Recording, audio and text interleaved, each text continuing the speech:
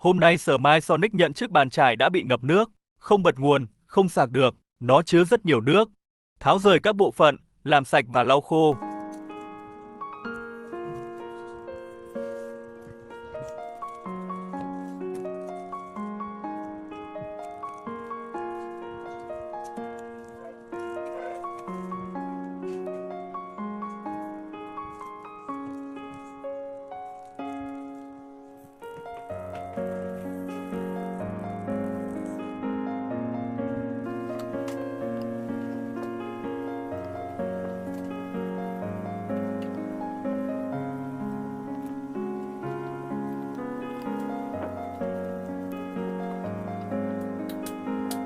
Lau khô hoàn toàn và sửa chữa các phím và các chỗ bị rò rỉ.